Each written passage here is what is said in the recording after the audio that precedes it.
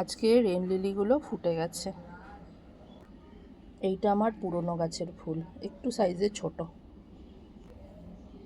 এটা আলাদা আরেকটা টবে দিয়েছিলাম, এটাও আজকে গোলাপি হয়েছে। এইবার আমি কালারগুলো সব আলাদা আলাদা করে দিয়েছিলাম টবে। যখনই ফুল ফুটতো সেই ডালটা তুলে আমি আলাদা টবে করে দিতাম, ওই জন্য কালার ওয়াইজ সব আলাদা করা। এখানে এই টবটা আছে পিঙ্ক, তার পাশেরটা সাদা, আর এইখানে খুব ছোট্ট ছোট্ট ফুল হয়। ফুলটার নাম আমি জানি না, টাইম ফুলের মতন পাতাগুলো, কিন্তু একদম ছোট ছোট পিঙ্ক কালারের ফুল হয়। এইটা সাদা, এইটা কেউ বলে আফ্রিকান পিটুনি, আমি জানি না এটার কী নাম, কিন্তু প্রচুর ফুল হচ্ছে এখন এই সময় এসে। আমার লেবু গাছে আবার অনেক ফুল আসা শুরু হয়েছে। পিটুনিয়া গাছটাও ফুলে ভরে গেছে, এখন প্রচুর ফুল দেয়।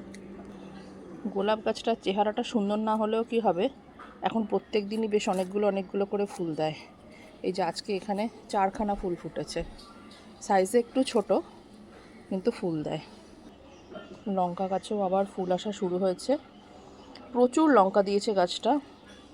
এই 1-1.5 মাস আগে অবধি আবার নতুন ফুল এসছে। সূর্যমুখীটা প্রথম কয়েকটা ফুল দিয়ে আর ভালো ফুল দিল না, প্রচুর কড়ি হয়ে রয়েছে, কিন্তু ফুলগুলো এরকম প্রতিবন্ধীর মতন আর কি, পুরোটা ফুটছে না, পাপড়ি খাওয়া।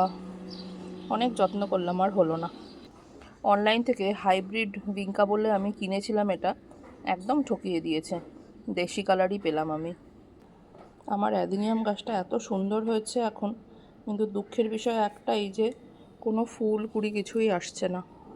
কি করলে আসবে, কেউ যদি জানেন আমাকে অবশ্যই কমেন্ট করে জানাবেন।